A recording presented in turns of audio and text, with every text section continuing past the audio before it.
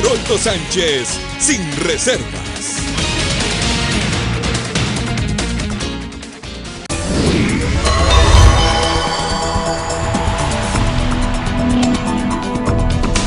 Buenas noches, en la entrevista Sin Reservas. Hoy vamos a hablar sobre un tema que preocupa a la inmensa mayoría de guatemaltecos, como es la aplicación de la justicia, con todos estos escándalos que en las últimas semanas hemos tenido debido a lo ocurrido con la magistrada Blanca Estali. Para eso, bueno, me acompaña una voz autorizada, que es un abogado, Alejandro Balcells, quien conoce mucho de estos temas.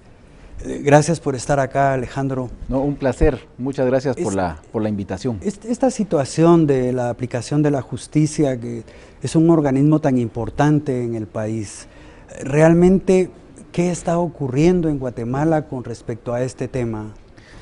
Mira, es una pregunta muy difícil de contestar, pero podríamos decir que nosotros los guatemaltecos, incluso ahorita en el tema de justicia, hablamos de órganos de justicia, hablamos de jueces, hablamos de magistrados, pero pocos hablamos del derecho a la justicia, que ese es uno de los temas fundamentales acá.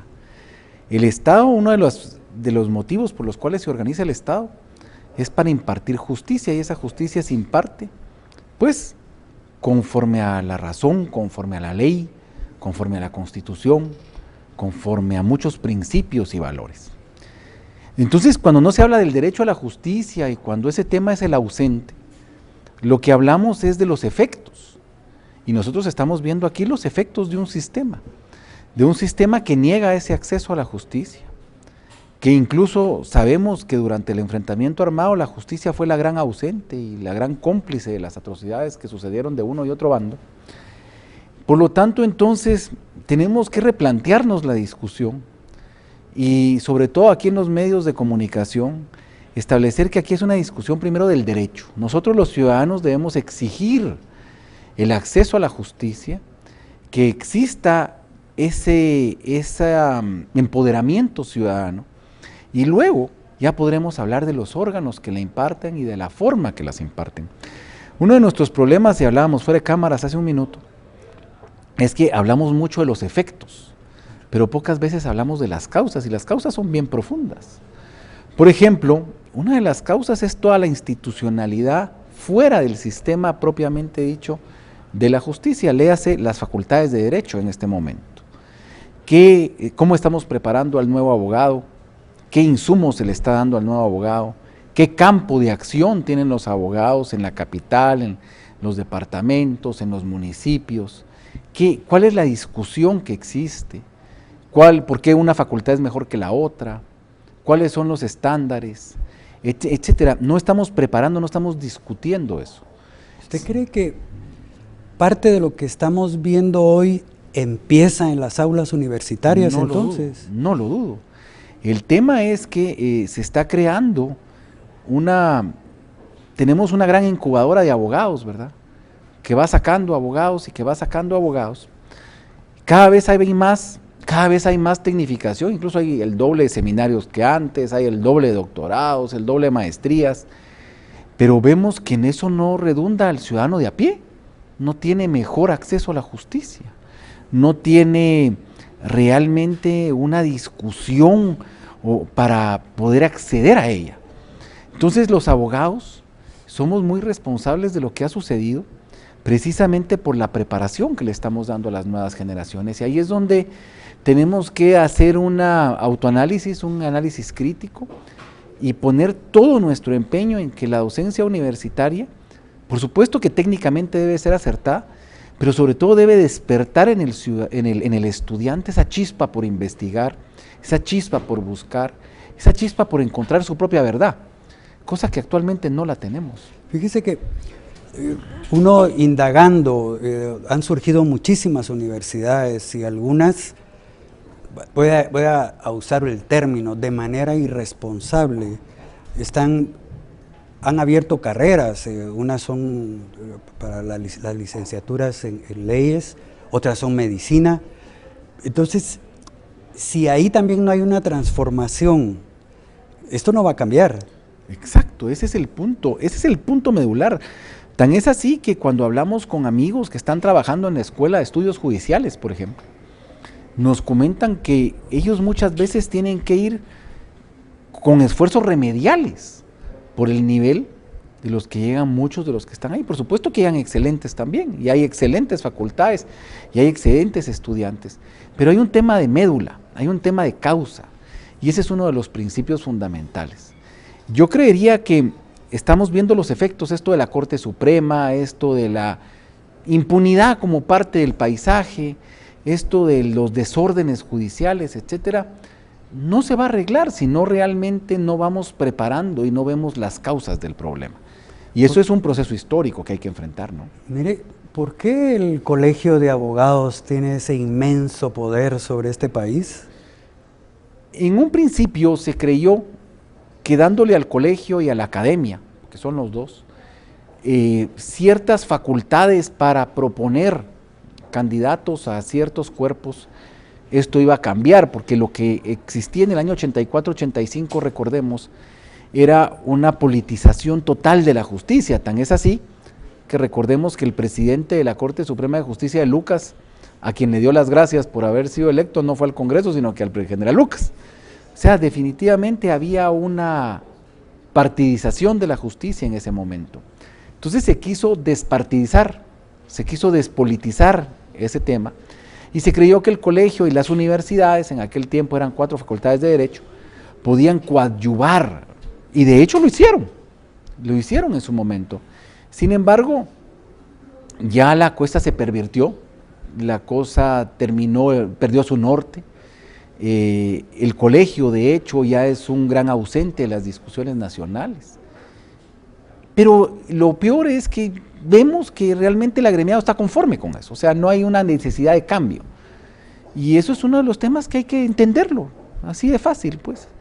El abogado no quiere cambiar, el abogado está conforme con el status quo, está conforme con lo que tiene, y ese es uno de los puntos que yo creo que debemos analizar, sobre todo de la ciudadanía en su conjunto, porque si no cambiamos nosotros realmente las causas y también atacamos los efectos, no esperemos milagros, porque las cosas van a seguir empeorando. Bueno, estamos aquí platicando con el abogado Alejandro Balcells, y miren, hace unos días atrás fue la elección en el Colegio de Abogados, y qué lamentable, ¿verdad? Hay carnitas, edecanes, música, y uno dice, bueno, ¿de dónde sale tanto dinero, verdad? ¿Cuál es el afán de llegar a presidir una institución como esa? Pero cuando uno descubre que atrás ese colegio maneja 50 millones de quetzales, bueno, entonces ya empieza uno a ver, aquí hay cosas muy extrañas. Vamos a ir con los patrocinadores y regresamos en un momento.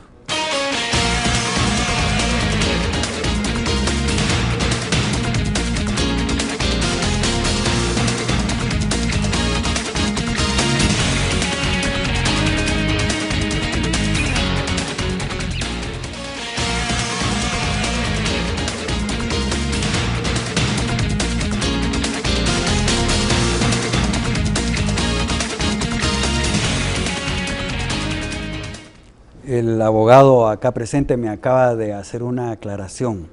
Yo hablé de 50 millones y él dice, no, te equivocaste. Y él nos va a decir de cuánto estamos hablando. Más de 450 millones de quetzales que se administran en un fondo de prestaciones. Además, está el presupuesto ordinario, ¿verdad? De gastos ordinarios, que es aproximadamente 10, 11 millones de quetzales. Hay un aporte del Estado de este año, que es originado por la venta de especies fiscales de 7.755.000 quetzales. Maneja dinero público y el colegio realmente lo hace en opacidad. Es tan complejo esto, que la ley de acceso a la información, sobre todo para ustedes los periodistas, dice el colegio que no le es aplicable, cuando es dinero público. Entonces no sabemos por qué realmente la Contraloría de Cuentas es tan omisa en esos temas. ¿Y por qué permite esas cuestiones? Porque el fondo de prestaciones, pues simple y sencillamente su fuente de financiamiento es un impuesto, es el timbre notarial y el timbre forense. Entonces la transparencia, pero la transparencia no es un discurso que pegue, ¿verdad? Eso lo tenemos que tener claro. Por supuesto hay preocupaciones de algunos sectores y todo, pero vemos lo que hay, ¿verdad? O sea, se alquilan grandes salones, se gasta mucho dinero en las campañas. Yo fui candidato y a puras penas hicimos una campaña de un mes y pidiéndole a los amigos, y sobre todo ahorita los amigos, ya que uno ya perdió, quedó de tercer lugar, pedir dinero para pagar deudas es más difícil, ¿no? Pero en fin, creíamos que llevar ese mensaje de transparencia iba a ser un mensaje revelador, y fue revelador. O sea, cuando fuimos a los departamentos fue algo muy interesante, pero sí tenemos que entender que el mensaje realmente de cambio en el gremio no existe, o sea, hay un acomodamiento a la situación, y eso lo tenemos que tener clarísimo, ¿verdad? Eso existe, y la ciudadanía también está acomodada, y eso lo tenemos que tener claro, de que por eso hablar de cambio, hablar de transformaciones es tan difícil y además tan polarizante. Eso le iba a decir, que los abogados forman parte del reflejo de lo que está ocurriendo en otros sectores de la ciudadanía. Digamos. Es más, yo siento a veces que el Colegio de Abogados en concreto tiene más poder que un partido político.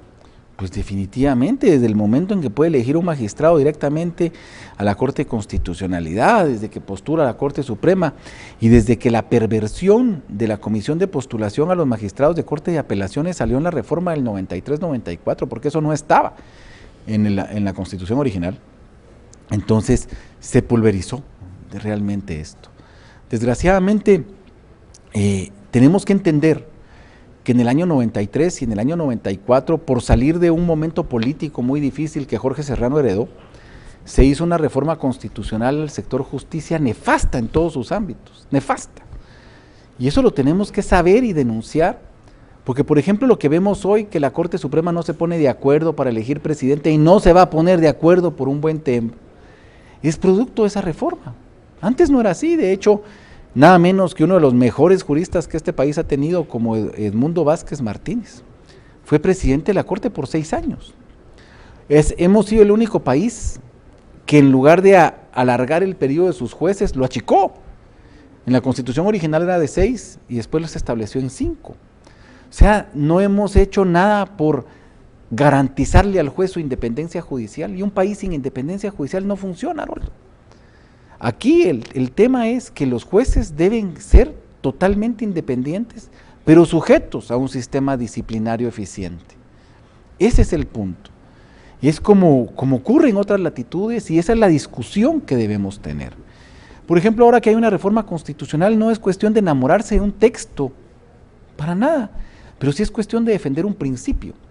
Y el principio es que el sistema actual, y la propia Corte de Constitucionalidad lo dijo en una sentencia hace 2 años y pico, es que ya caducó, ya tocó fondo. Entonces, si no garantizamos la independencia judicial, si el juez no se siente independiente en su puesto, los abusos de uno u otro lado se van a seguir dando. Si usted hubiese ganado, ¿cuál hubiese sido la diferencia que usted hubiese implantado al Colegio de Abogados? 3 cosas. Primero, en el tema de las reformas constitucionales, es interesante porque ahí hay una discusión que hacer y un debate jurídico que hace falta. Yo estoy a favor, por supuesto, de las reformas constitucionales, pero mucha gente no. Y muchos abogados tienen grandes reservas, y grandes abogados de este país tienen grandes reservas, ¿verdad? Yo, por ejemplo, y voy a mencionar un nombre, tuve una plática por teléfono con el doctor Humberto Gracioso Boneto, abogado íntegro y maestro de maestros, que tiene sus reservas con la reforma constitucional, y hay que oírlo, y hay que escucharlo, y hay que debatir, y hay que analizarlo, porque tienen la experiencia, tienen la doctrina, y además tienen la solvencia moral como para llegar a decir eso.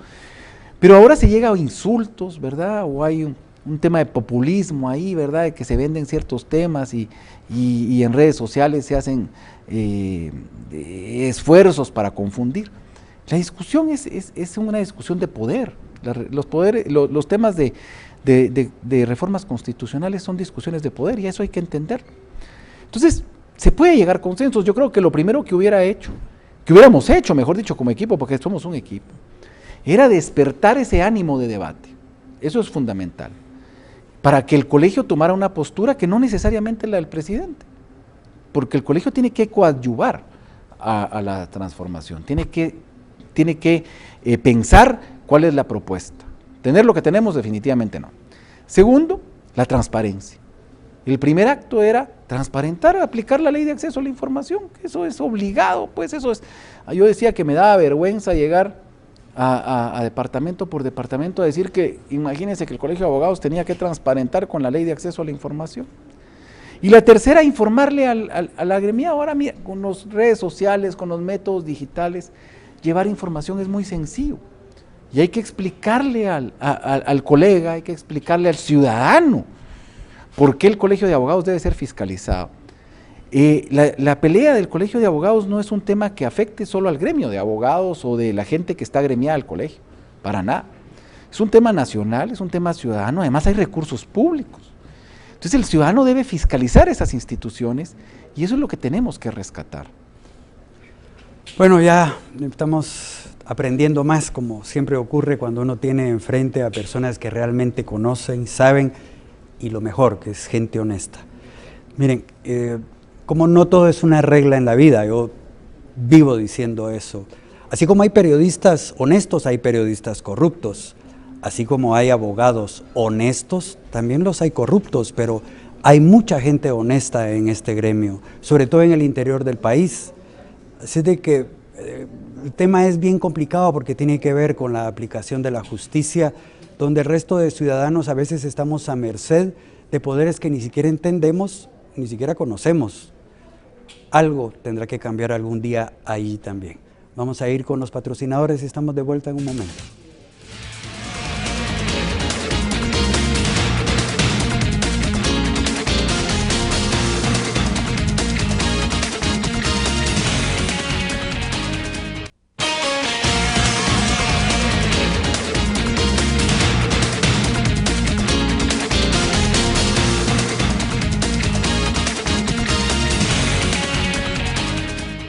Bueno, siempre hay mucho que hablar de aquellos corruptos, siempre va a haber.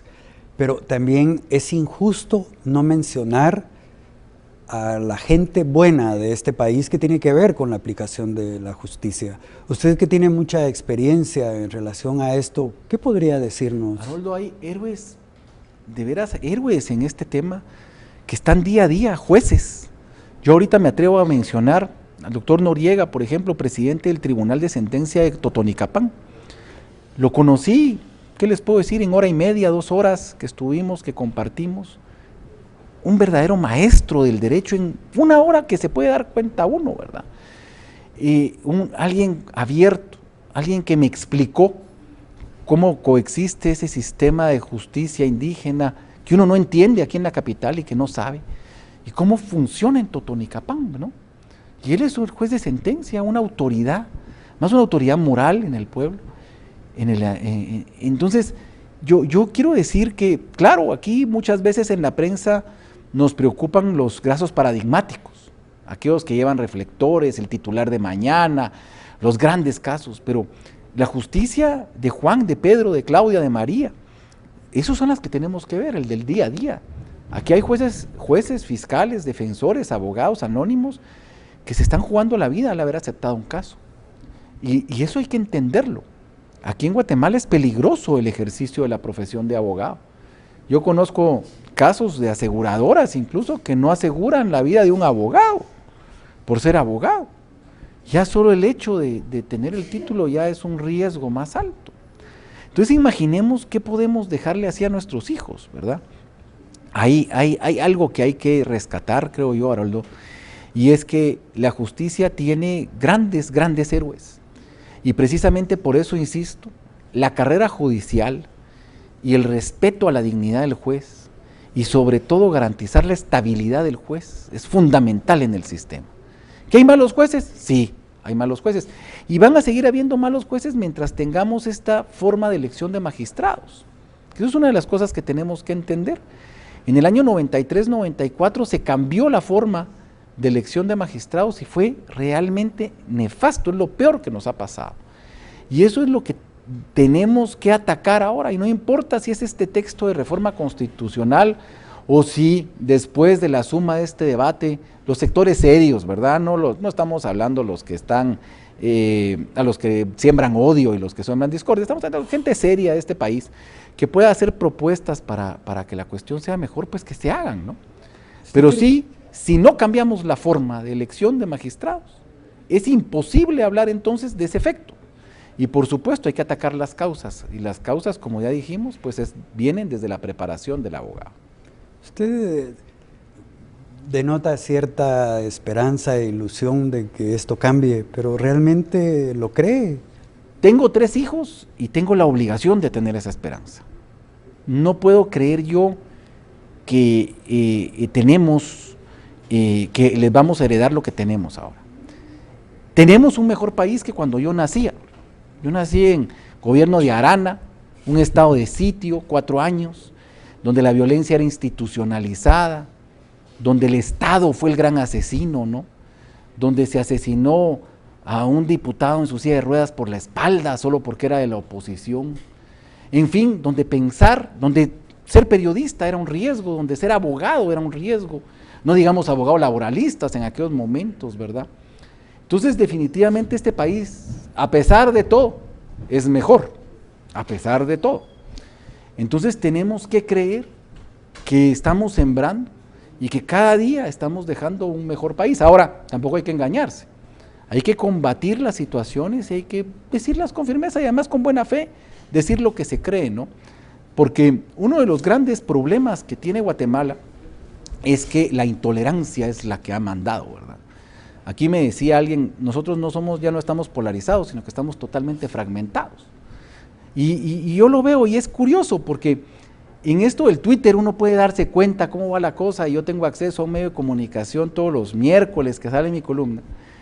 Y si escribo sobre justicia transicional, por ejemplo, soy comunista, ¿verdad? Yo soy un comunista, soy amigo de la guerrilla, etcétera, etcétera, cuando precisamente a mí nada de intolerancia me gusta y menos el marxismo. Pero uno es amigo de la guerrilla si habla de justicia transicional. Pero si toca el caso de TCQ, por ejemplo, y cree que el puerto debe funcionar y que deben hacerse, por supuesto, esfuerzos en ese sentido, entonces uno es un sirviente de la oligarquía, sirviente del CACIF, etcétera, etcétera. O sea, vemos que las discusiones son totalmente polarizantes y radicales y absurdas, cuando no es ni una ni otra, pues. Sino que claro que uno puede tener su ideología, y cuando hablemos de ideología política, pues lo hablamos, pero el tema de cultura de país, el tema de aportarle, porque al final del día, ustedes y nosotros y todos los que estamos en lo queremos ser orientadores de la opinión pública, orientar por dónde va la cosa, ¿no? Pero eso hay que hacerlo con responsabilidad.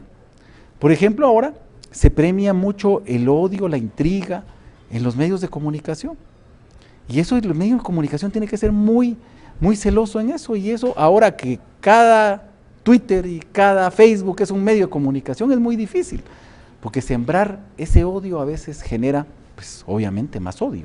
Entonces tenemos que saber, pues, que estamos construyendo, que los radicalismos no ayudan y que hay que dialogar, hay que sentarse a dialogar, y que lo más lindo es dialogar cuando no se está de acuerdo, pues, sino que aburrido fuera, que todos pensáramos igual, ¿no? Yo tuve la dicha de conocer a su señor padre, y era un periodista que empezaba esta carrera, y yo le quiero preguntar, ¿qué fue esa herencia que él le dejó a usted y a su hermano, qué es lo que usted recuerda que lo ha marcado para siempre? Yo recuerdo una cosa muy importante que nos decía mi papá, y lo decía sobre todo en los almuerzos, de domingo, digamos. Decía, mira, yo no quiero que seas ni cura ni militar, por una sencilla razón: quiero que penses lo que tú querrás y lo que tú investigues. Y por eso es que a mí me da risa cuando a uno lo tildan de marxista, porque el marxismo es precisamente aquella disciplina, ¿verdad? Aquel pensamiento. Hasta la poesía, acuérdamos que el marxismo hasta castigó la poesía en un momento determinado, ¿no? Entonces, definitivamente nada de totalitarismo, sino que nosotros nacimos pues en un hogar donde había mucha libertad de expresión, mucha libertad de comunicación, y con mi padre y con mi madre, pues, porque los dos hicieron ese hogar, y por supuesto que a veces no estábamos de acuerdo, y habían discusiones familiares, etcétera, pero en ese ambiente de libertad se generó eso de que el universitario debe buscar su verdad. Y ese es uno de los puntos fundamentales acá. Aquí nadie le debe decir a uno qué pensar. Nunca le deben decir ni limitar ese pensamiento. Y desgraciadamente lo que ocurre ahora es que sí vemos que hay rebaños, ¿verdad?, que van y que no se cuestionan. Y el universitario por concepto se debe cuestionar todos los días. Y como bien recordaba un amigo tuitero, y yo sobre todo cuestiono lo que viene del poder. Y eso es fundamental. Por ejemplo, aquí podemos criticar a CICIG, por supuesto que sí. Podemos criticar al MP, por supuesto, si son entidades públicas. Pero aparte es ya esos radicalismos que se están haciendo como para hacer nugatorio todo. Podemos criticar al Congreso, podemos criticar al presidente de la República, podemos criticar a la ONU, en fin, a Trump, a quien quiera. Si están en el poder, tienen que ser criticables, y la idea es que el funcionario público acepte esa crítica y pues establezca si está buena o está mala. El doctor Arévalo tiene lindos discursos sobre el papel de la prensa y de la crítica frente a las acciones de gobierno. Lindos discursos y lindas reflexiones. Y nada menos que recordemos quién fue el doctor Arévalo para este país. Bueno, le agradezco muchísimo el tiempo y sobre todo sus reflexiones. Yo creo que es importante escuchar a gente como usted que tiene muchísima claridad, y gracias por eso. Gracias, Haroldo, y muchas gracias, y sobre todo a los ciudadanos hacerles un llamado a que investiguen, ¿verdad?, que no se dejen llevar por lo que les dicen, sino que cada quien que encuentre su verdad. Y eso, sobre todo al universitario, al que ha tenido el acceso a la educación universitaria, que en este país es cara y gravosa y difícil, entonces que ese universitario tiene que buscar su verdad. Bueno, y a ustedes en casa, muchas gracias por permitirnos entrar ahí. Y les recuerdo que a las 9 tienen una cita y a las 10 con Sin Filtro. Que estén muy bien y feliz noche.